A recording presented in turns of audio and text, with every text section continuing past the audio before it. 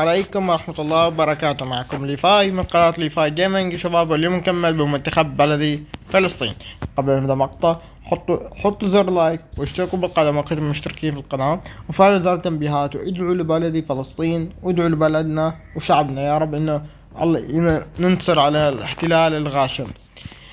المهم يا اخوان، في الحلقة الماضية لعبنا ضد منتخب تايلاند. اليوم بإذن الله يا اخوان حنكمل في منتخب بلدي وراح نلعب ضد المنتخب من باقي عنا. كم منتخب باقي عنا؟ 4 منتخبات هما فيتنام، اندونيسيا، هونغ كونغ، وعنا انديا اللي هي الهند. تمام. بإذن اليوم راح نلعب ضد هونغ كونغ. اوكي راح نلعب ضد هونغ كونغ، بعديها فيتنام، بعديها اندونيسيا، بعد فيتنام. يعني انا اليوم راح اصور لكم حلقتنا منتخب بلدي فلسطين ضد هونغ كونغ وضد اندونيسيا، وفي الليل راح ننزل لكم حلقتنا ضد فيتنام، وراح ننزل لكم حلقتنا ضد الهند. وبهيك انا اكون لعبت كل مباريات منتخب بلدي ضد المنتخبات اللي لعبنا ضدهم. تمام. هم مثل كوريا فزنا عليها، اليابان وفزنا عليهم. المهم اليوم راح نلعب ضد منتخب هونغ كونغ. ما ادري كيف اكون هداء منتخب هونغ كونغ الصينية. طيب احنا ندخل، هم هيدخلوا بالطقم الابيض وفي عندهم الطقم الاحمر. لا تعرف، خليني احنا ندخل بالطقم الابيض وخلينا هم يدخلون بالطقم الاحمر، لانه احس الطقم الابيض هو يعني حلو بالنسبة لنا. يعني فهمتوا علي؟ في المباراة راح تكون في الليل، تقدر تخليها حتى في الصباح، ولكن هاي المباراة ما حيكون فيها ضربات جزاء. تمام. مباراة ضربات الجزاء راح نلعبها في مباراتنا امام مين؟ امام الهند. تمام. ومنتخبنا منتخب بلدي يعني واحد من افضل المنتخبات العربية، يحتاج في الفيفا تصنيف 99. وصراحة منتخب بلدي بشوف قاعد بتطور، منتخب بلدي منتخب متطور. وقلت لكم يا اخوان انه في حدث كبير راح يصير في دولة قطر الشهر القادم، هو بطولة كأس آسيا في الواقع. يعني منتخب بلدي فلسطين تدرون ايش يعني يا اخوان؟ يعني انه منتخب بلدي فلسطين راح يلعب في الحقيقة كمان، مش بس في اللعبة، لا في الواقع كمان. واو، هذا هيكون شيء جميل صراحة. اوكي، فإحنا هذه هي التشكيلة اللي راح ندخل فيها. في قلوب الهجوم عندنا عدي الدباغ مع محمود وادي. اكيد صانع الالعاب هو جواكين. وفي خط الوسط هم محمد باسم رشيد ومحمد يمين. وفي الوسط عدي خروب صح. وهون عندنا مصعب البتات حلو، ومحمد صالح. ومين عندنا؟ ياسر حامد في قلب الدفاع، وسامر جندي كظهير ايسر، وعندنا رامي حمادة في الحراسة. خلينا ندخل الحين للمباراة، مباراتنا امام هونغ كونغ الصينية. طبعا زي ما انتم شايفين هونغ كونغ مو حاطين شعار منتخب البلد، بس هو شعار منتخب بلدهم انا عارفه، هو هيك بيجي لون احمر والشعار ذيك انه نبتة. هلا بفرجيكم بعد ما نخلص المباراة. عدي خروب تصل كرة الى جواكين مع من؟ مع محمود وادي. عدي وصل كرة ملعوبة من المصعب، تصل من؟ ياسر حامد. يا سلام يا سلام يا بلد، يا سلام، نقلات جميلة. بدل جواكين يا عمري، جول لجواكين. هدف الأول لمنتخب بلدي المنتخب الفلسطيني. يا سلام يا منتخب بلدي، يا سلام. كرة جواكين، يا سلام. شوف النقلات، بوم، هدف أول. الهدف الأول. عدي خروب وصل كرة لعدي. عدي نعم. الثاني يأتي. هدفين متتاليين. هدف الأول كان من جواكين. وهنا عدي الدباغ يسجل الهدف الثاني. وحش يا عدي، والله عدي وحش يا اخوان. شوف عدي مرة استلم الكرة، لعبها وقام بالتسديدة هنا امامنا، ووضع الهدف الثاني لمنتخب بلادي، للمنتخب الفلسطيني. Starting to look very comfortable. No doubt as to who has the momentum here now. The only doubt is how many is coming. محمد صالح هذا يخرب، يلعب الكرة لمحمود وادي. The most accurate pass. That's a foul. وهنا صافرة من الحكم. It's not taking him long. That's going to be a booking. Well, sometimes I lose. وبطاقة صفراء، بطاقة صفراء على من؟ It makes even less sense. الحكم صفر ورفع البطاقة الصفراء على من البطاقة الصفراء. لو نرى الآن أطلق على منتخبنا، منتخب بلدي فلسطين. نعم بطاقة صفراء على محمود وادي، بطاقة أخرى يطرد محمود. نلعب ب9 لاعبين أو 10 لاعبين فقط. عدي دباغ يلعب الكرة إلى ياسر الحامد، لا ينجح ياسر، بس كرة جميلة لعبها من محمد ياسر، أو ياسر حامد. And the pass is intercepted. They'll want to make the most of this turnover. نكمل يا إخوان.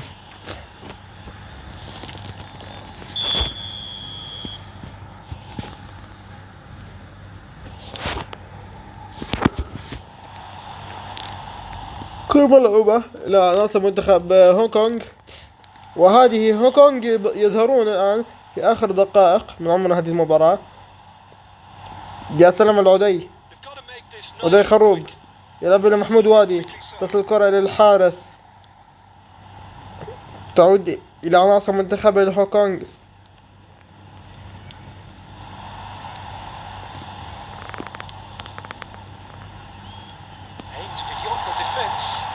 وهذه خطيرة.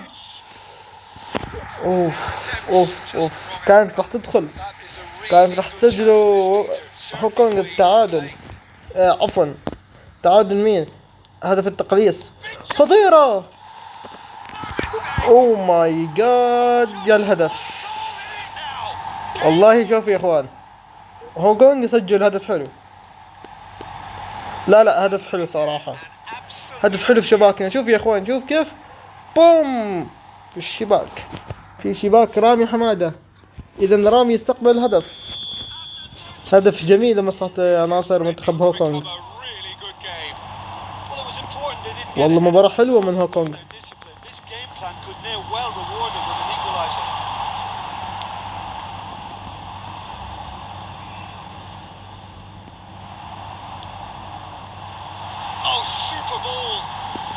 محمود، الله الثالث. ثلاثة في مرمى هونغ كونغ الصينية. وحش محمود.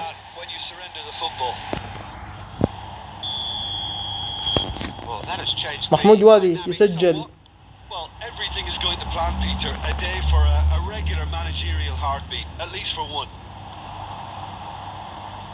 محمد صالح يلعب الكرة لمحمود وادي.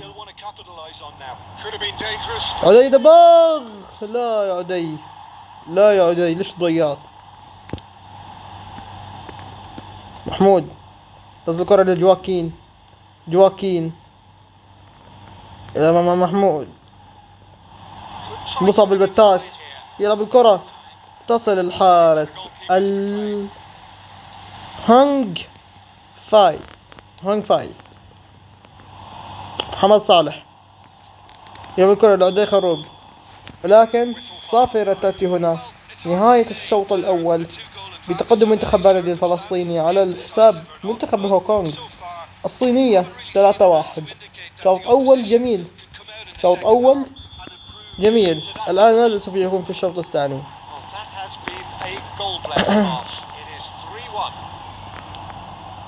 And the game has already resumed here. Yeah, this kind of bold running will always get you into areas of possibility. هذه خطيرة، هذه خطيرة، هذه خطيرة للهوكونج، والرأسية بعد ذلك تخرج بعيدة على المرمى الحارس رامي حمادة. انظروا، تصدي ممتاز من رامي. والله قلت لكم يا اخوان، رامي ومنتخب بلدي من افضل المنتخبات العربية. شفتوا يا اخوان كيف منتخب بلدي، كيف منتخب فلسطين، وافتخر اني اخوان فلسطيني. وهذه هي الفرصة الخطيرة من جانب عناصر منتخب هوكونج الصينية. هوكونج يا اخوان تبع للصين. محمود الى داي، والرابع الرابع. يا سلام على عدي، عدي قرب من الهاتريك.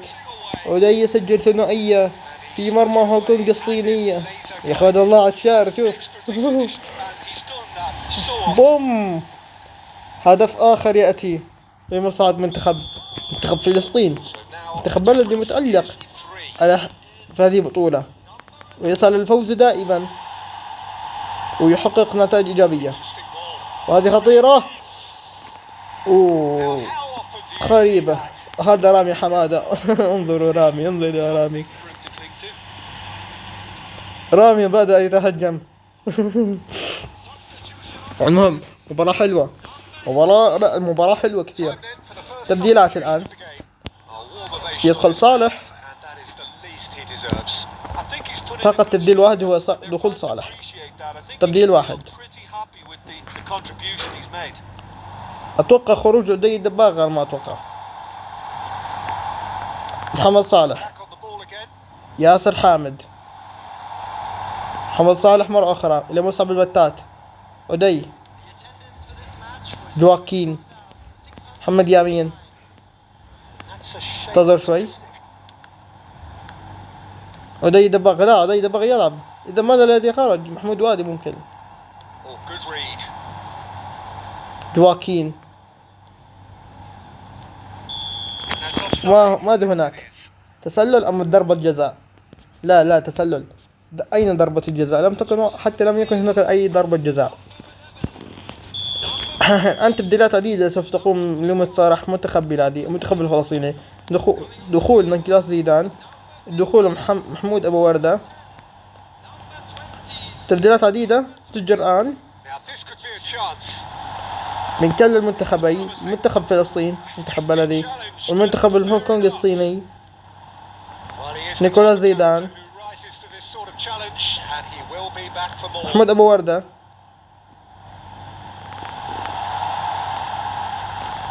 والحارس يصد هذه الكرة. رباعية على هوكونج مثل رباعيتنا أمام تايلاند. رباعية هنا ورباعية هناك. هذا ممكن تكون خماسية. والخامس نعم 5 أهداف يسجل منتخب بلدي فلسطين. دخول صالح، وأي دخول من صالح، أي دخول من صالح الذي غير نتيجة المباراة. أصبح رتم المباراة سريع. انظروا هذا الأسيست، هذا هو صالح يسجل أتى الدكة ليسجل وليضع الهدف الخامس وهدف الفوز لمنتخب فلسطين. منتخب بلدي متألق منتخب بلدي متألق جدا.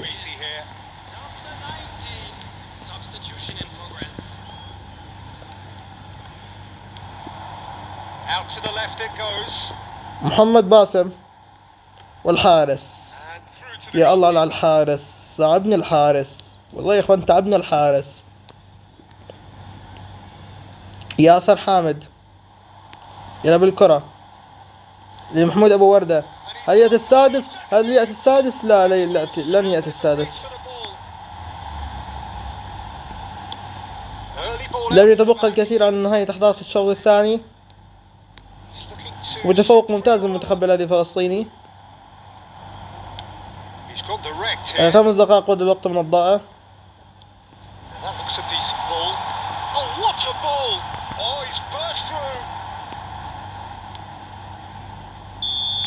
انتهت المباراة.